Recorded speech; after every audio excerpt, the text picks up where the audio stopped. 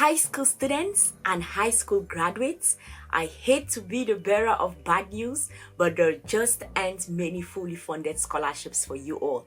You all will be preparing to apply for bachelor scholarships, but you're going to find that there are not so many of them out there. So today I'm extremely excited to bring you all a fully funded scholarship at the bachelor level, and this scholarship is the Lester B. Pearson scholarships for international students at the University of Toronto in Canada. I know that so many of you may be interested in going to study in Canada, but it's like, how expensive is it and can I afford it, right? So today we are going to start first of all with the website. We are going to look at the website. What does it look like? And that is where you should be at if you are going to be applying for the scholarship. And the second thing is we are going to look through the scholars' CVs.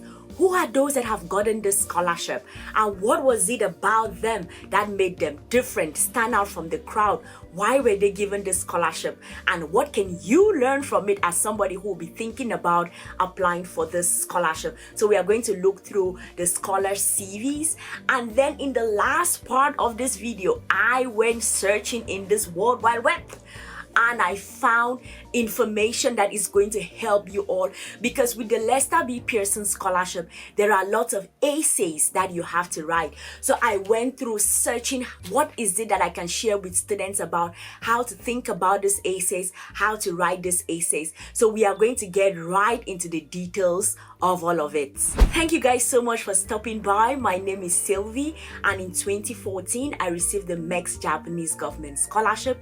In 2016 I was the third runner-up for the Mandela Washington Fellowship. In 2018 I received the Yalla Fellowship, and in 2021 I received the Clinton Global Initiative Fellowship.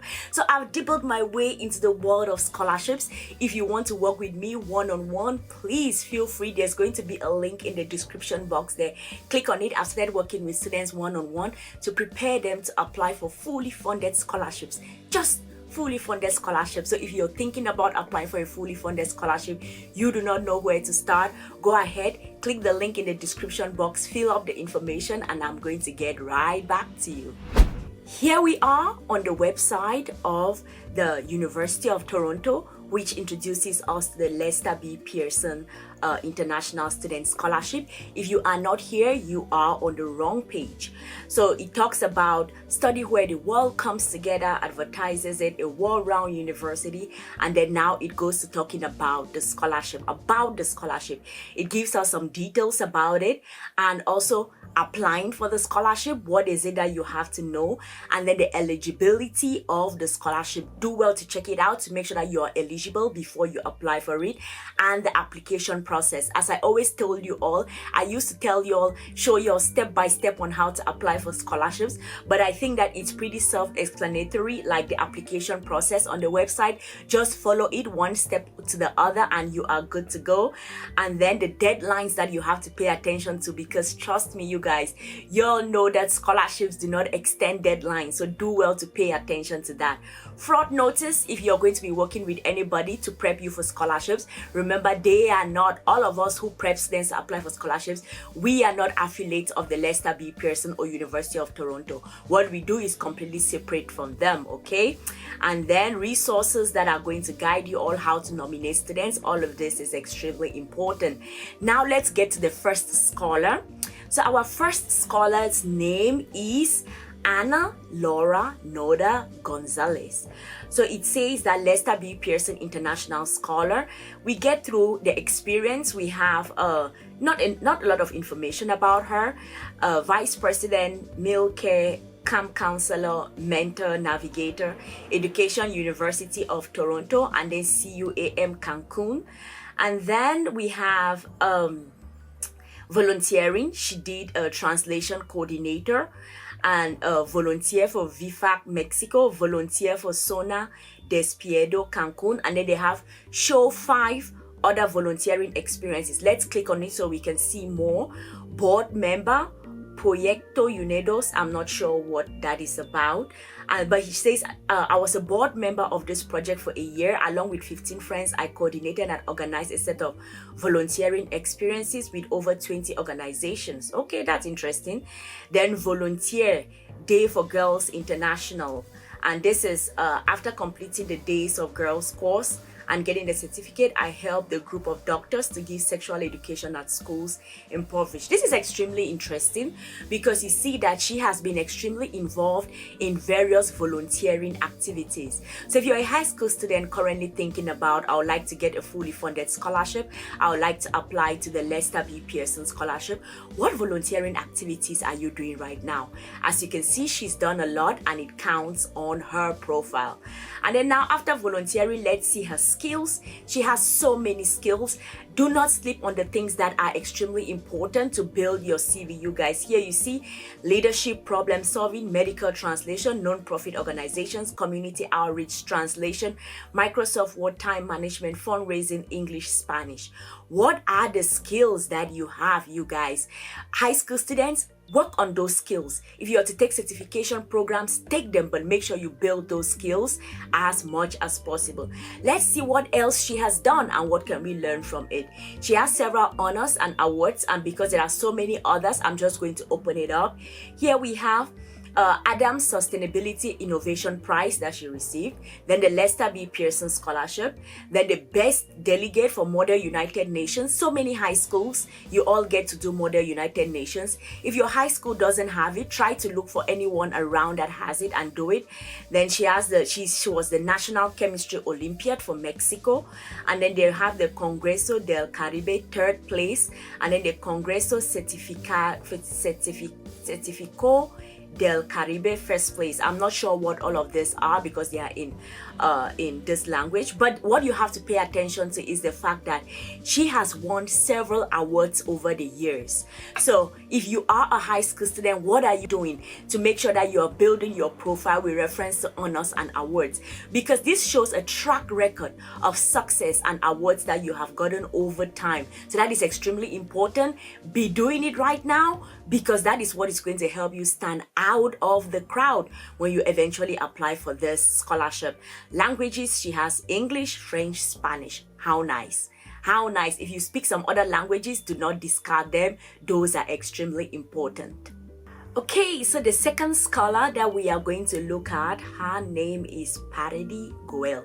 I don't know if I'm pronouncing that name correctly. If I'm not, I definitely apologize. So you have Physics and CS at the University of Toronto, the Lester B. Pearson Scholar.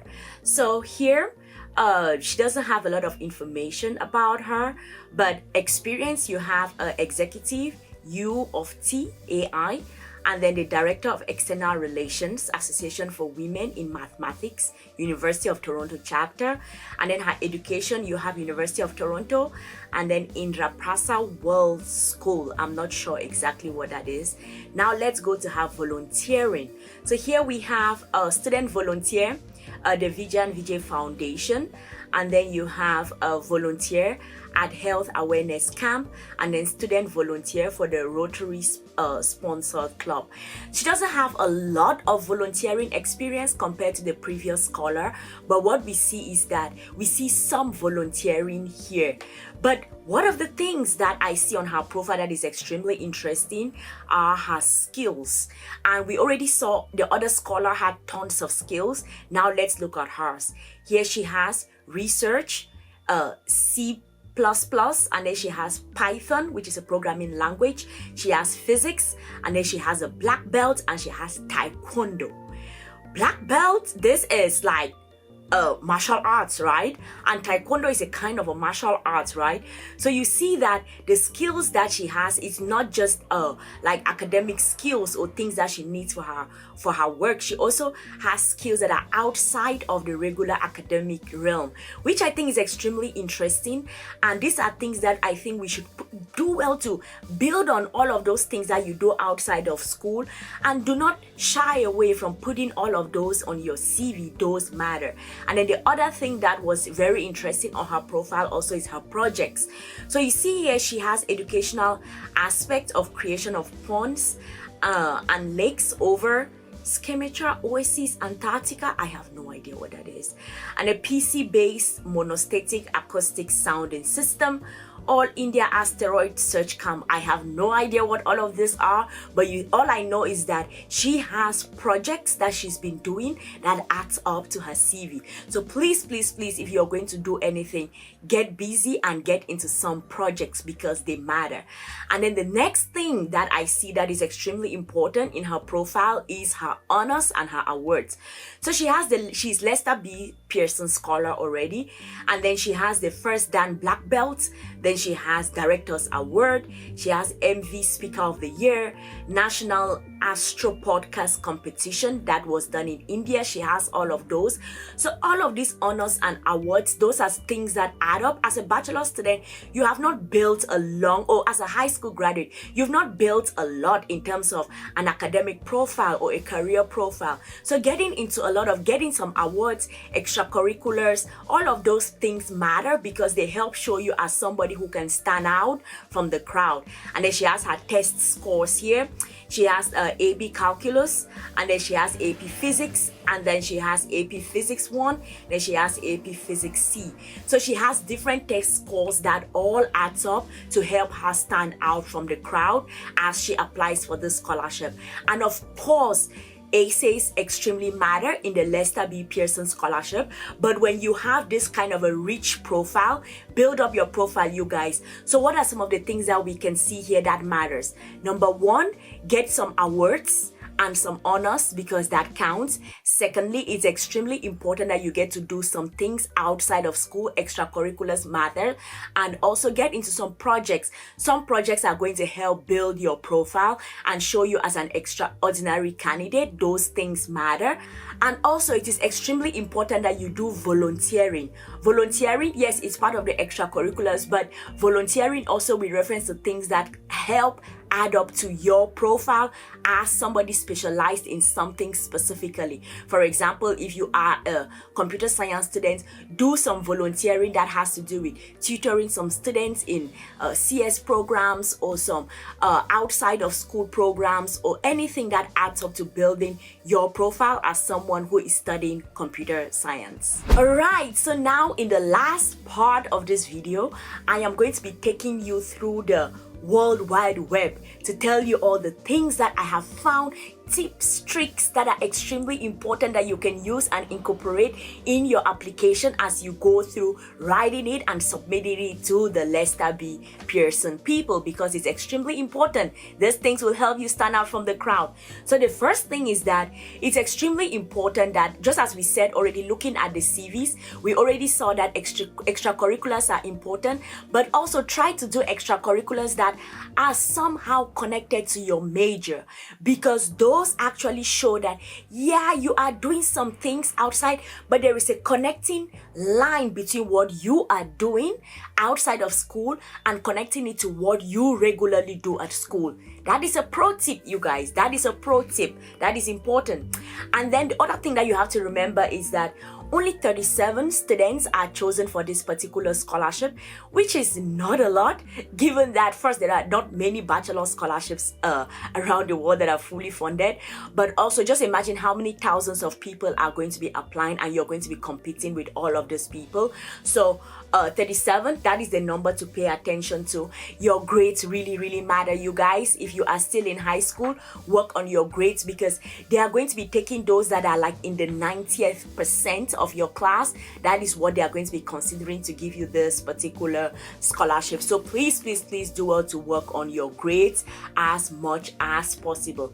And then one thing you also have to pay attention is that in this particular scholarship, you have to apply to the University of Toronto, and then you have to apply to the scholarship. So through applying to the University of Toronto is a separate process, and applying for the scholarship actually starts with your high school nominating you. So sometimes your high school has to actually go through that process a bit earlier. So try to inform your high school about it, tell them about the scholarship, have them apply, because I think they are going to vet the high schools, and then when they vet the high schools, they're like, okay, you can nominate candidates, then they are going to nominate you. And who can nominate you? Anybody, a guidance counselor, a principal, a vice principal, anybody that has worked with you, those people can nominate you for the scholarship. Okay, now let's get to the juicy part, because in this scholarship, they get to ask students tons of essays. And I know that this is very tricky and it can get really, really hard. So let us first of all talk about how many questions are going to be asked in the form of like essays for this particular scholarship. How many essays are going to be asked, and how can you all approach this? I think they ask about five essays, if I am not mistaken. I think they ask about 5 essays, and the first one actually starts with your academic objectives. So it says that describe your academic objectives and indicate how these are appropriate to your long-range goals. Please include specifically how a bachelor's degree from the University of Toronto will contribute to your achieving your long-range goals. This is a question that it's important that you break it down. It's a 3-part question. First of all, break this question down into bits and then start answering each one. Be as targeted as possible as you give your answers to the questions. Break it down. First, what are the long-term goals that they are talking about? How are you going to achieve them? And how does University of Toronto play a role in this? Be as specific as possible and make sure that you answer each of these questions. It's one question, but it's 3-part. The next one is, this is extremely interesting because I've not seen this done before. They want you to write a reference letter for yourself using like the 3rd person voice to talk about yourself, as if you're writing, someone else is writing a recommendation letter for you, but this is you writing for yourself. In this part, I'll say that try to show a lot. They say that write a letter of reference for yourself in the 3rd person, describing how the applicant, which is you, meets the criteria, and it should reference specific achievements and experiences. It may also comment on any weaknesses. So in this question, pull out the words specific achievements, specific experiences. Pull those words out and try to give examples of things that have happened that showed you as this particular candidate. What were you achieving? And also, what was the experience? And also, you add at the end, what any weaknesses, it's okay, but how do you turn that weakness to show that it is a strength that you were able to use at the end of the day, okay? And then you have different essays. The essays is like describe a personal life experience that has had a specific like significance for you. This is a very personal journey kind of an essay. What is it about you? Maybe something had happened to you that influenced your life in one way or the other. Take time to think back on your entire life and see how you can structure an essay around it. Still goes back, try to give tons of examples. You can tell things, pick specific things and go deep. Go deep. Don't just pass through things surface on the surface. Pick something, go deep. Pick something, go deep, and show as much as possible. And then some other questions that that is like sometimes they pick and choose if they want to bring it or not is the additional questions section. For example, they said if you are not awarded the Lester B. Pearson scholarship, what are your plans for the next 4 years? In this question, I'll say come up with a 4-year plan. What is your plan for the next 4 years if you're not given this scholarship? Break it down, show what you're going to be doing, how you're going to be doing it, and put it down as detailedly as possible. You do not have a huge number of words there, but just try to show as much as possible what you'll be doing for the next 4 years. And then there's another question: how much will your parents or guardians or family members contribute each year while you're at the university? This is extremely probably how much. Maybe you can speak with your parents, with your family, with your guardians about this. The information they give you, you can then put it there and submit, okay? And then they have these 2 additional questions. If you're awarded the Lester B. Pearson scholarship, how will you contribute to the Pearson scholarship program and our community of Pearson scholars? What will you do? How will you be an addition to this community? Just this actually ties with your goals in the future. What are some of the things that you you like to do as a person, and how can that extend something that you're already doing, like your future plans? How will you contribute? If they have let's say you're a computer science student and they have an AI community, you can contribute doing some volunteering or mentoring some scholars or things like that. You can just tell all of those things. And then how much do you expect to have saved personally to fund your university studies? This was, when I read this question, I was smiling, and I was like, oh Lord, this really depends, because I come from a place where high school students do not work. So when it comes to how much can you contribute, I'm like, nothing, because I don't have anything to contribute. Okay, so I hope that this was helpful. Please let me know in the comment section, was this helpful for you all? I'm going to see you all in the next one. Cheers.